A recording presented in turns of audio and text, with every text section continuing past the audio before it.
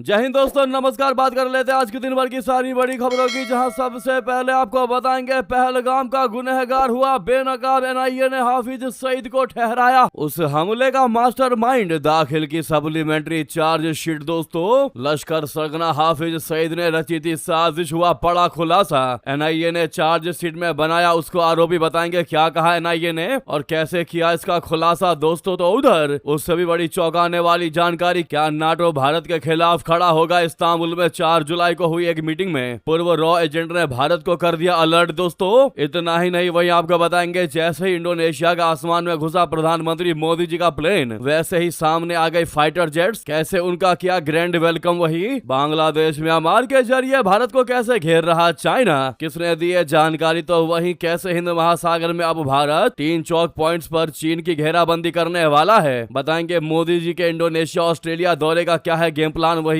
London में गूंजा अब पीओके की आजादी का नारा। हाई कमीशन के बाहर हजारों कश्मीरियों ने बोला धावा, तो पीओके में गूंजी सरफरोशी की तमन्ना अब हमारे दिल में है। बिस्मिल के गीतों के साथ पीओके में आंदोलन हुआ तेज। साथ में पीओके के नेताओं ने मांगी भारतीय सरकार से मदद। बताएंगे क्या कहा भारत से बेहतरीन अपडेट आपको बताने वाले हैं। बस आप वीडियो के अंत तक बने रहिएगा। और खबरों में आगे बढ़ने से पहले अगर आप ये मानते कि हाफिज सईद को सिर्फ हमले का मास्टरमाइंड ही नहीं बल्कि इसको नर्क तक पहुंचाने का काम किया जाना चाहिए, तो वीडियो को लाइक करके चैनल को सब्सक्राइब करके बेल आइकन दबा के कमेंट में जय हिंद अवश्य कहिएगा। बात करते हैं पहली सबसे बड़ी खबर की, जहां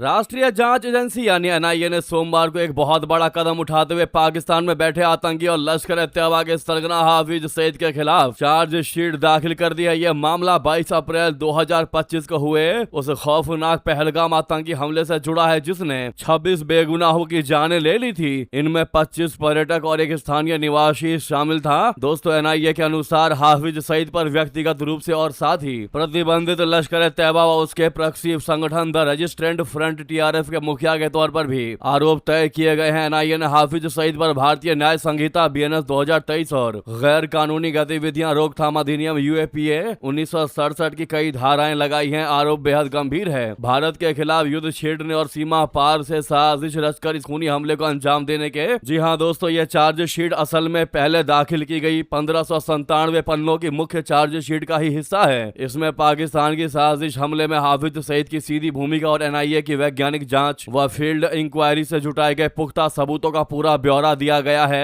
एनआईए ने बताया है कि यह सप्लीमेंट्री चार्जशीट उसकी पिछली जांच को और मजबूत करती है। पिछले साल दिसंबर में एजेंसी ने पाकिस्तान स्थित हैंडलर साजिद जट के खिलाफ चार्जशीट दाखिल की थी। साथ ही उन 3 आतंकियों को भी चार्जशीट में नामजद किया गया था, जिन्हें जुलाई 2025 में ऑपरेशन महादेव के दौरान सुरक्षा बलों ने मार गिराया था। 2 गिरफ्तार आरोपियों पर भी आरोप तय हो चुके हैं। एजेंसी ने पहले ही प्रतिबंधित लश्कर-ए-तैयबा और उसके प्रॉक्सी संगठन टीआरएफ को कानूनी संस्थाओं के रूप में चार्जशीट किया था। इन पर पहलगाम हमले की साजिश रचने, उससे सुविधाजनक बनाने और अंजाम देने का आरोप है। आपको बता दें कि 22 अप्रैल 2025 को हुए पहलगाम हमले में 25 पर्यटकों और एक स्थानीय निवासी की मौत हो गई थी। इस हमले ने पूरे देश को झकझोर कर रख दिया था। दोस्तों, हाफिज सईद पर भारत के खिलाफ युद्ध छेड़ने और सीमा पार से साजिश रचने का भी गंभीर आरोप है। अब ऐसे में एनआईए एजेंसी ने पाकिस्तान स्थित लश्कर-ए-तैयबा और उसके प्रॉक्सी संगठन टीआरएफ के सरगना हाफिज सईद के खिलाफ जम्मू की स्पेशल एनआईए कोर्ट में सप्लीमेंट्री चार्जशीट दाखिल करके बहुत बड़ा एक्शन लिया है। दोस्तों, जिसने पाकिस्तान की वाकई में नींद तो हराम कर ही दी होगी। अब देखना ये होगा आगे क्या होता है। लेकिन पहलगाम का असली गुनहगार अब बेनकाब हो चुका है। अब आएगा दोस्तों असली मजा, जब अंतर्राष्ट्रीय लेवल पर और एफएटीएफ जैसे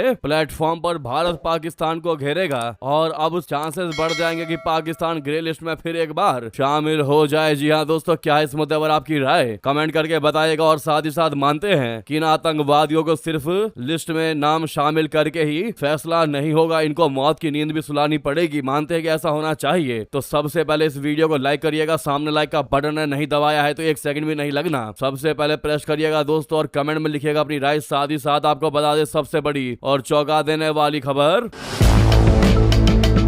क्या नाटो देश होगा भारत के खिलाफ खड़ा? दोस्तों, इस्तांबुल में 4 जुलाई को हुई मीटिंग पर पूर्व रॉ एजेंट ने भारत को कर दिया अलर्ट। बता दे क्या है जानकारी दोस्तों। पाकिस्तान के प्रधानमंत्री शहबाज शरीफ 6 जुलाई को तुर्की के राष्ट्रपति रेसेप तैयब एर्दोआन से इस्तांबुल में मिले। इस दौरान दोनों देशों के बीच ट्रेड, डिफेंस और अन्य रणनीतिक मुद्दों पर सहयोग बढ़ाने पर चर्चा हुई, लेकिन भारतीय खुफिया एजेंसी रॉ के पूर्व एजेंट लकी बिस्ट शहबाज शरीफ और एर्दोगान की इस मुलाकात को भारत के लिए आने वाले समय में खतरे के रूप में देख रहे हैं। लकी बिस्ट ने एक्स पोस्ट में लिखा कि 4 जुलाई 2026 को इस्तांबुल में पाकिस्तान के प्रधानमंत्री शहबाज शरीफ और तुर्की के राष्ट्रपति एर्दोगान की मुलाकात को मीडिया में भले ही एक सामान्य सरकारी बैठक दिखाकर कवर किया जा रहा हो, लेकिन जिस वक्त पूरा मिडल ईस्ट बारूद के ढेर पर है और रूस यूक्रेन जंग जारी है, उस टाइमिंग पर 43 देशों के इस्लामी सैन्य गठबंधन के मुखौटे के पीछे से एक केंद्रीय धुरी यानी सऊदी का पैसा, तुर्की की टेक और पाकिस्तान की फौज एक्टिव हो चुकी है। इस पूरे गेम का सबसे खतरनाक हिस्सा तुर्की का नाटो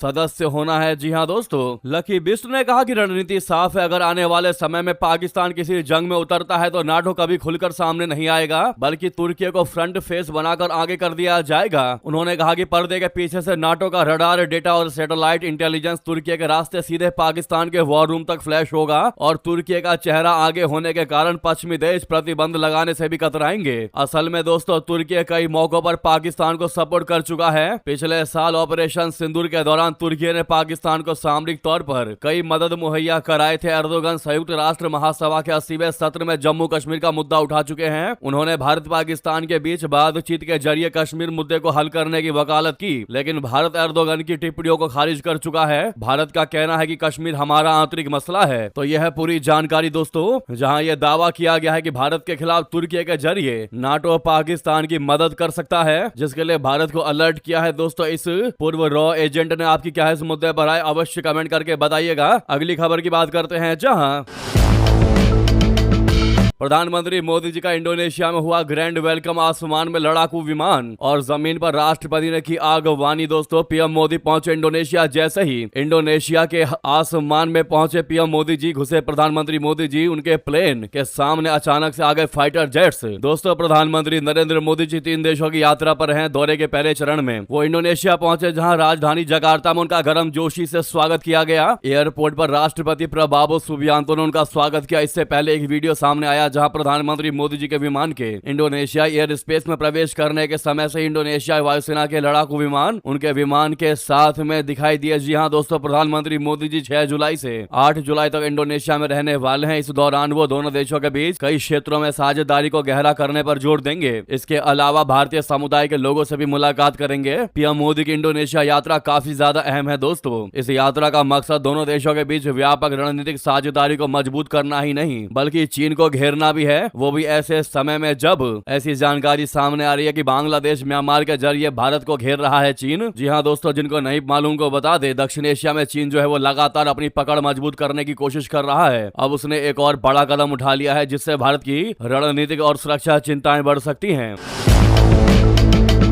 चाइना ने म्यांमार के रास्ते बांग्लादेश को जोड़ने वाले चीन म्यांमार बांग्लादेश आर्थिक गलियारा यानी सीएमबीसी को आगे बढ़ाने पर जोर दिया है। यह मुद्दा तब चर्चा में आया जब बांग्लादेश के प्रधानमंत्री तारिक रहमान बीजिंग पहुंचे और चीनी अधिकारियों के साथ इस प्रोजेक्ट पर खुलकर बात की। इस घटनाक्रम ने नई दिल्ली के माथे पर बल बढ़ा दिया। प्रस्तावित सीएमबीसी यानी China Myanmar Bangladesh economy corridor चीन के यूनान प्रांत को म्यांमार के रास्ते सीधे बांग्लादेश से जोड़ेगा। अगर ये प्रोजेक्ट पूरा हो जाता है तो चीन को बांग्लादेश के 2 बड़े बंदरगाह चटगांव और मोंगला तक सीधी पहुंच मिल जाएगी। इसका मतलब ये होगा कि पश्चिम चीन का सीधा संपर्क बंगाल की खाड़ी से जुड़ जाएगा, जिससे व्यापार के साथ साथ चीन की सामरिक पहुंच भी बढ़ जाएगी। दोस्तों, ये गलियारा चीन की महत्वाकांक्षी BRI का हिस्सा माना जा रहा है। पिछले 10 सालों में चीन ने दक्षिण एशिया में सड़कें, रेलवे लाइनें, बिजली परियोजनाएं और बंदरगाह बनाने के नाम पर अरबों डॉलर का निवेश किया है। चाइना का कहना है कि उसका मकसद क्षेत्रीय व्यापार और कनेक्टिविटी बढ़ाना है, लेकिन कई रणनीतिक विशेषज्ञ इसे सिर्फ इकोनॉमिक प्रोजेक्ट्स नहीं मानते। उनका मानना है कि इसके जरिए चीन इस पूरे इलाके में अपना दबदबा बढ़ाना चाहता है। जहां अब तक भारत की मजबूत पकड़ रही है, वहां अपना दबदबा बढ़ाना चाह रहा है। भारत के लिए सबसे बड़ी चिंता तो यह है स्ट्रिंग ऑफ पर्ल्स। दोस्तों, डिफेंस एक्सपर्ट कर्नल दिनेश नैन का मानना है कि यह परियोजना चीन की चर्चित स्ट्रिंग ऑफ पर्ल्स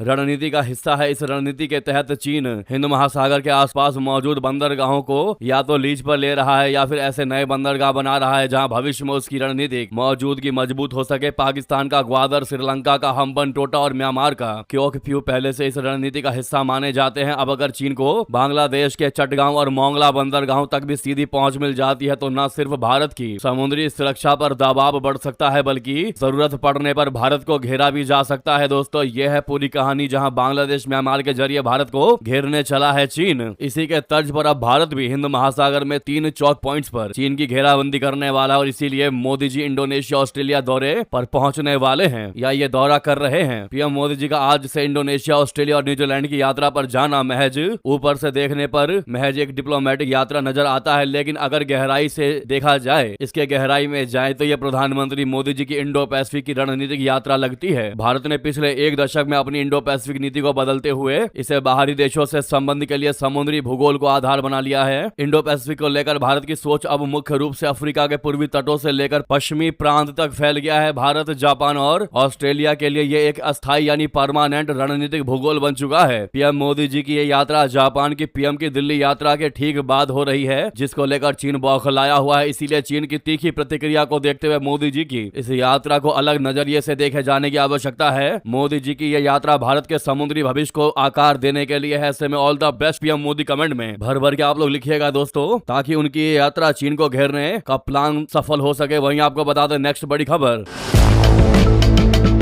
चाबहार से लेकर जहेदान तक दौड़ेगी ट्रेन, ईरान युद्ध रुकते ही एक्शन में भारत। मुंबई कॉरिडोर का हुआ रास्ता साफ। जी हां, भारत ने ईरान में 700 किलोमीटर लंबे रणनीतिक चाबहार जहेदान रेलवे कॉरिडोर पर काम को फिर से शुरू करने की योजना पर तेजी से वर्क शुरू कर दिया है। पाकिस्तान को बाईपास करने और मध्य एशिया तक पहुंचने के लिए ये रेल लाइन बनाने की योजना है। भारत इस रेल लिंक के जरिए बिना पाकिस्तान की जमीन का इस्तेमाल किए अफगानिस्तान और मध्य एशियाई देशों से जैसे उज्बेकिस्तान, कजाकिस्तान तक अपनी पहुंच बनाना चाहता है। भारत के इस रेल लाइन प्रोजेक्ट को चीन के बीआरआई और ग्वादर पोर्ट का जवाब माना जा रहा है। चीन ने पाकिस्तान के ग्वादर पोर्ट को विकसित किया है, जबकि भारत का चाबहार पोर्ट और ये रेल लिंक चीन के बढ़ते प्रभाव को संतुलित करने का एक रणनीतिक रास्ता है। मिंट की एक रिपोर्ट के अनुसार प्रस्तावित रेलवे लाइन ईरान के चाबहार पोर्ट को अफगानिस्तान बॉर्डर के पास जहेदान से जोड़ेगी। इससे ये पोर्ट ईरान के नेशनल रेल नेटवर्क और international north south transport corridor INSTC से जुड़ जाएगा। मिंट ने मामले की जानकारी रखने वाले लोगों के हवाले से बताया है कि इस प्रोजेक्ट पर भारत और ईरान के अधिकारियों के बीच होने वाली बातचीत में चर्चा होने की उम्मीद है। हालांकि अभी तक कोई औपचारिक तारीख तय नहीं हुई है। दोस्तों, मनी कंट्रोल ने बताया है कि यह नई पहल हाल ही में हुए एक शांति समझौते के बाद शुरू हुई है, जिसके तहत अमेरिका ईरान पर लगे प्रतिबंधों में ढील देने और कच्चे तेल और पेट्रोलियम उत्पादों के निर्यात की अनुमति देने पर सहमत हुआ था।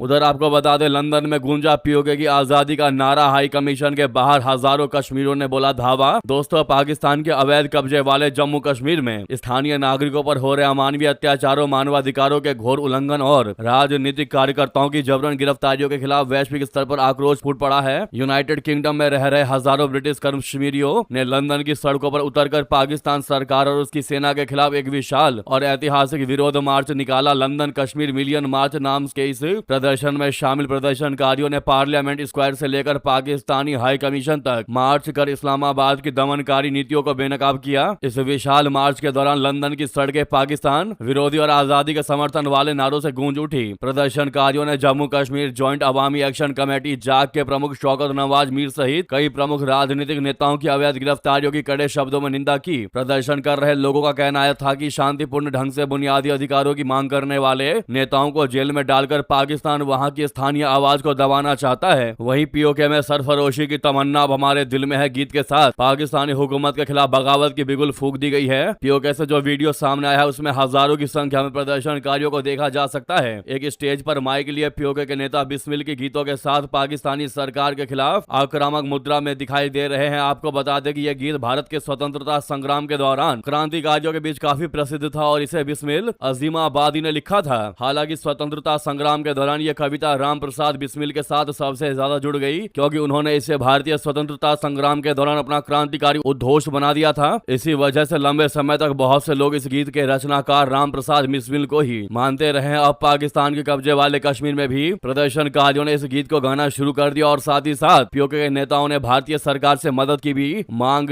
लगाई है। दोस्तों, पुंछ और डोडा में LOC खोलने की भी अपील कर दी है। पीओके के नेताओं ने भारत सरकार से जम्मू कश्मीर के पुंछ और डोडा सेक्टर में LOC को खोलने की अपील अपील करते हुए आर पार जोड़ दो के नारे लगाए ताकि वे भारत में आ सके। पीओके के लोग पाकिस्तानी सेना और सरकार के अत्याचारों से तंग आ चुके हैं, इसीलिए उन्होंने पाकिस्तान सरकार को चेतावनी दे दी है कि उनके पास दूसरे रास्ते मौजूद है जिन पर चलने की तैयारी उन्होंने शुरू कर दी है। पीओके में चल रहे अशांति ने हजारों लोगों की जानें ले ली हैं। पाकिस्तान की निरंकुश सेना के हाथों लोग मर रहे हैं, इसीलिए पीओके में विरोध प्रदर्शन की अगुवाई करने वाली ज्वाइंट अवामी एक्शन कमेटी जाग के नेता सरदार अमन खान ने भारत से मदद मांगी है। पीओके से उठती इस आवाज के बाद आप यूं समझ लीजिए कि भारत के दुश्मन पाकिस्तान और उसके हुक्मरान शहबाज मुनीर को बहुत बड़ा झटका लगने वाला है कि अब पीओके की जनता नहीं रहना चाहती पाकिस्तान के साथ किसी भी कीमत पर, एट एनी कॉस्ट। जी हाँ दोस्तों, इस पर आप भारत सरकार को, भारत की मोदी सरकार को क्या सजेशन देना चाहेंगे जरूर कमेंट करके बताइएगा। तो वहीं आपको बता दें अगली बड़ी खबर, ईरान ने कुरान की आयतों से सऊदी को धो डाला। भारत के लिए क्या कहा बता दें, हुआ बड़ा खुलासा। ईरान अपने मारे गए सुप्रीम लीडर अली खामेनी के अंतिम संस्कार कार्यक्रम का इस्तेमाल दुनिया में संदेश देने के लिए कर रहा है। शुक्रवार को पहले दिन जब विदेशी प्रतिनिधिमंडल तेहरान के ग्रैंड मोजल्ला धार्मिक परिसर में खामेनी को श्रद्धांजलि देने पहुंचे तो उस दौरान कुरान की अलग अलग आयतें पढ़ी गई, जिसे लेकर बहस छिड़ गई। विश्लेषकों का तर्क यह है कि ईरान ने यह आयतें खास तौर पर इसलिए चुनी ताकि आने वाले विदेशी प्रतिनिधियों को राजनीतिक और कूटनीतिक संदेश दिए जा सके। इसी दिन भारतीय प्रतिनिधिमंडल ने अली खामनी को श्रद्धांजलि दी। दोस्तों, कुरान की जिस आयत ने सबसे ज्यादा ध्यान खींचा वो उस समय पढ़ी गई जब सऊदी अरब के उप विदेश मंत्री वलीद बिन अब्दुल करीम अली खामनी के ताबूत पर श्रद्धांजलि देने के लिए पहुंचे। मिडल ईस्ट से आई रिपोर्ट के मुताबिक वो आयत अल इमरान 3:13 थी जिसमें बद्र की लड़ाई का जिक्र है। इसमें पैगंबर मोहम्मद के अनुयायियों ने बहुत बड़ी सेना को हरा दिया था। इसका समापन इस तरह से होता है कि ईश्वर जिसे चाहे अपनी मदद का सहारा देता है। निश्चित रूप से इसमें समझदार लोगों के लिए एक सबक है। यह ईरान के, अमेरिका और इजराइल की जीत तरफ इशारा था। बात करें भारत के लिए कौन सी आयत पढ़ी गई तो आपको बता दें, भारतीय डेलीगेशन के समय जो आयत इस्तेमाल की गई वो थी हिम्मत ना हारो और ना दुखी हो। इस आयत को पहले हिजबुल्लाह के लिए इस्तेमाल किया गया था। हालांकि भारत के लिए इसमें शहीदों और बुरे काम करने वालों के बारे में कही गई बातें शामिल नहीं थी। वो ये उसी हिस्से का एक नरम रूप था। दोस्तों, भारत के अलावा रूस, चीन और मिस्र के लिए भी पाठ का लहजा शांत था। इनके पहुंचने पर पढ़ी गई आयतें लड़ाई के बजाय नेकी, तसल्ली और इनाम के बारे में थी। हालांकि आयोजकों ने यह नहीं बताया कि हर प्रतिनिधिमंडल के लिए अलग अलग आयतें क्यों पढ़ी गई, लेकिन कई ईरानी मीडिया आउटलेट ने कहा कि इन्हें जानबूझकर चुना गया था ताकि इन देशों के लगे कि हमारे लिए, हमारी ओर से अयातुल्लाह अली खामनेई के लिए आयतें पढ़ी जा रही हैं, लेकिन रियलिटी में असली मैसेज इन देशों को ही देना था आयत के माध्यम से। दोस्तों, तो ये बहुत बड़ी और नई चाल आप कह सकते हैं ईरान की। इस मुद्दे पर आपकी जो भी राय हो अवश्य कमेंट करके बताएगा। रिक्वेस्ट है, जहां पर भी आपका ग्रुप हो वह सब फेसबुक एक्स पर इस वीडियो को शेयर करना बिल्कुल मत भूलिएगा। लगे हाथ तो वीडियो को लाइक करके इस चैनल को सब्सक्राइब करके बेल आइकन दबा के कमेंट में जय हिंद कह दीजिएगा। तो मिलते हैं आपसे अगली बड़ी खबर में। यहां तक बने रहने के लिए आप सभी का बहुत बहुत धन्यवाद, बहुत बहुत आभार। जय हिंद, जय भारत।